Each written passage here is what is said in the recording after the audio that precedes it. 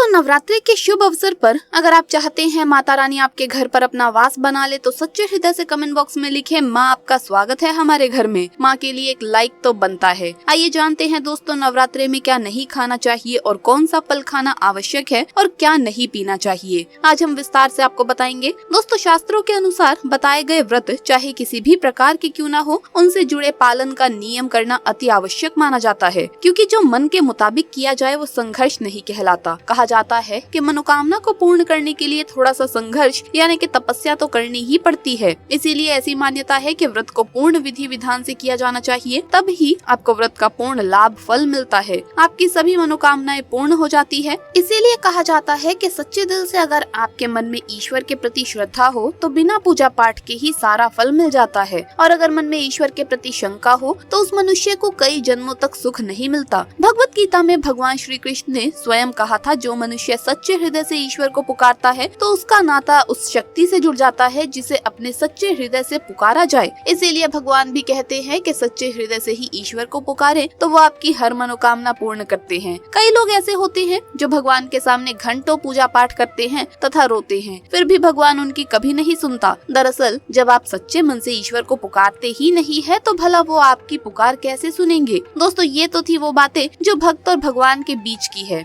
अब हम जानते हैं नवरात्रों के दौरान क्या नहीं खाना चाहिए और क्या पीना नहीं चाहिए और कौन सा फल खाने से व्रत संपूर्ण और सफल हो जाता है। दोस्तों हमारे चैनल को सब्सक्राइब जरूर करें और इस बेल आइकन को दबाना ना भूलें। तो आइए शुरू करते हैं। दोस्तों नवरात्रि के दिन सेब जरूर खाना चाहिए। शास्त्रों में बताया जाता है कि भगवान के भोग में सेब आदि जरूर अर्पित किया जाता है। अगर आपका व्रत है तो आपको सेब जरूर खाना चाहिए। केला, पपीता, तरबूज और मीठे अंगूर जरूर खाने चाहिए। इन फलों से व्रतधारी को शक्ति मिलती है और व्रत संपूर्ण हो जाता है। शास्त्रों में बताया जाता है कि नवरात्रों के दिनों में सीताफल जरूर खाना चाहिए। सीताफल खाने से 10 ऐसी बीमारियां हैं जो खत्म हो जाती है। माना जाता है कि नवरात्रों के दिनों में सीताफल का घर में प्रवेश होना बड़ा ही शुभ माना गया है। सीताफल खाने से नवरात्रि का व्रत सफल हो जाता है, क्योंकि इसमें माता सीता का आशीर्वाद मिला होता है। नवरात्रि के दौरान इसे जो भी खाता है उसे दुखों का सामना नहीं करना पड़ता। दोस्तों नवरात्रि में व्रतधारी को डब्बा बंद लस्सी, डब्बा बंद जूस नहीं पीना चाहिए। उसमें कई केमिकल्स होते हैं जिसके कारण आपका व्रत टूट सकता है। जब भी आप फलों का जूस पिए तो याद रखिए उसमें नमक ना डालें,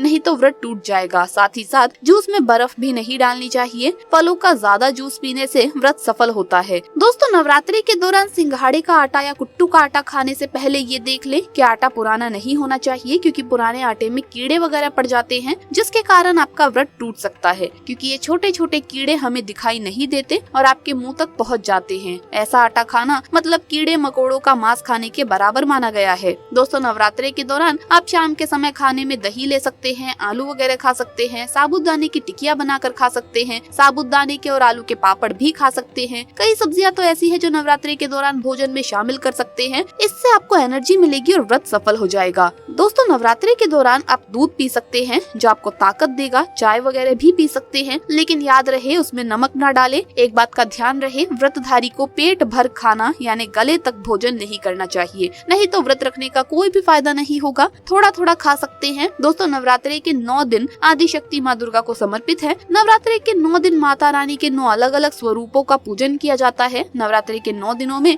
माता रानी को अलग अलग स्वरूप के हिसाब से अलग अलग पुष्प, अलग अलग तरह के भोग अर्पित किए जाते हैं। लेकिन क्या आप जानते हैं कुछ ऐसी वस्तुएं हैं जिन्हें नवरात्रि के दौरान भूल कर भी माता रानी को अर्पित नहीं करना चाहिए। अगर इन वस्तुओं को आप गलती से भी माता रानी को अर्पित कर देते हैं तो आपको व्रत और पूजा का पूर्ण फल नहीं मिलता। इसीलिए माता रानी की कृपा प्राप्त करने के लिए आपको ये जानना अति आवश्यक है कि वो कौन सी ऐसी वस्तुएं हैं जो माता रानी के पूजन में भूल कर भी इस्तेमाल नहीं करनी चाहिए। तो आइए जानते हैं। दोस्तों नंबर 1, नवरात्रि के दौरान शादीशुदा महिलाओं को सफेद कपड़े पहनकर पूजा पाठ नहीं करना चाहिए। साथ ही साथ काले कपड़े भी नहीं पहनना चाहिए, इससे पूजा व्रत आदि खंडित हो जाती है। माता की चौकी जब आप लगाएं तो उसके नीचे कागज नहीं लगाना चाहिए। माता की चौकी हमेशा लाल कपड़ा बिछाकर ही बनाना चाहिए। हमेशा याद रहे नवरात्रों के इन 9 दिनों तक व्रतधारी को अपना आसन माँ की चौकी के आगे ही लगाना चाहिए और वहीं पर आपको सोना चाहिए। मंदिर को नवरात्रों के दौरान अकेला नहीं छोड़ा जाता, बहुत ही अशुभ माना जाता है। इससे दुर्गा माता नाराज हो जाती है और हमेशा के लिए चली जाती है। दोस्तों नंबर 2, नारियल।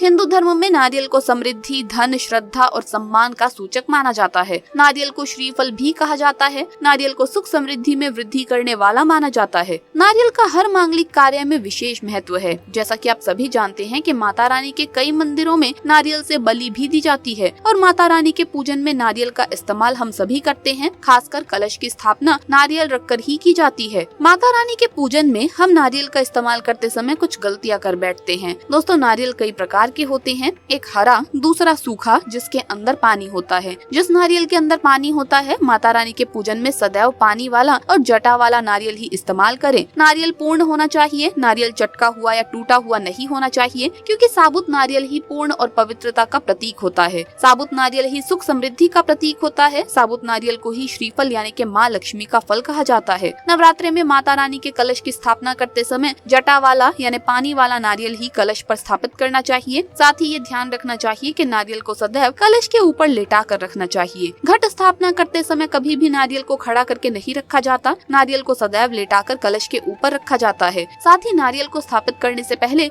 आप नारियल को लाल कपड़े में लपेटकर उस पर चुनरी लाल आप ओढ़ा दीजिए और नारियल को कलश के ऊपर ही स्थापित करें। शास्त्रों के अनुसार कलश के ऊपर जब सही तरीके से नारियल रखा जाता है और सही प्रकार का नारियल रखा जाता है तभी ही व्रत और पूजन का पूर्ण फल प्राप्त होता है। ये भी ध्यान रहे कि महिलाएं माता रानी को नारियल अर्पित तो कर सकती हैं, लेकिन कभी भी माता रानी के सामने नारियल को भूल कर भी ना तोड़ें, क्योंकि नारियल बीज रूप में होता है और स्त्रियां बीज रूप से ही शिशु को जन्म देती है। इसीलिए कभी भी महिलाओं को नारियल नहीं तोड़ना चाहिए। दोस्तों नंबर 3, लौंग। लौंग हम सभी माता रानी के पूजन में इस्तेमाल करते हैं, लेकिन लौंग का इस्तेमाल करते समय एक बहुत बड़ी गलती कर बैठते हैं। हमेशा ध्यान रखना चाहिए कि माता रानी को सदैव फूल वाली लौंग ही अर्पित करना चाहिए। जिस लौंग के ऊपर फूल नहीं होता या फिर जिस लौंग के पीछे लकड़ी की डंडी नहीं होती है, आपको माता रानी के पूजन में भूल कर भी ऐसी लौंग का इस्तेमाल नहीं करना है। फूल वाली लौंग को ही पूर्ण माना जाता है और माता रानी के पूजन में कोई भी अपूर्ण वस्तु, कोई भी खराब वस्तु या टूटे हुए अक्षत इस्तेमाल नहीं करना चाहिए। इसीलिए सदा माता रानी के पूजन में फूल वाली लौंग का ही इस्तेमाल करें।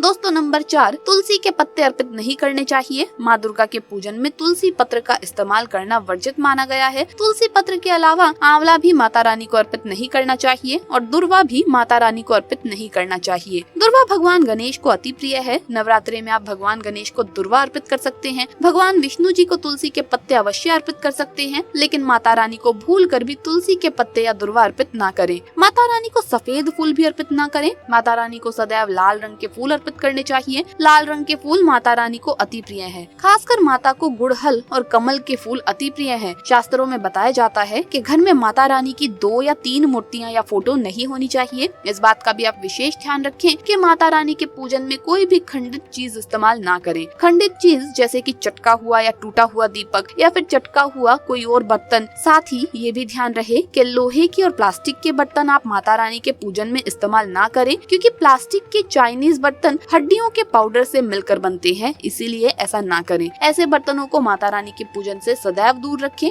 माता रानी को जो कुछ भी अर्पित कर रहे हैं उन्हें सूंघना नहीं चाहिए। सूखे हुए फूल या गिरे हुए फूल या फिर मुरझाए हुए फूल माता को अर्पित ना करें। तो दोस्तों कमेंट्स में जरूर लिखिए जय माता दी। जानकारी पसंद आई हो तो वीडियो को लाइक करें, अपने दोस्तों के साथ शेयर करें और हमें सब्सक्राइब करना ना भूलें। जल्द मुलाकात होगी अगली वीडियो में। जय माता दी दोस्तों, आप सभी को नवरात्रि की हार्दिक शुभकामनाएं।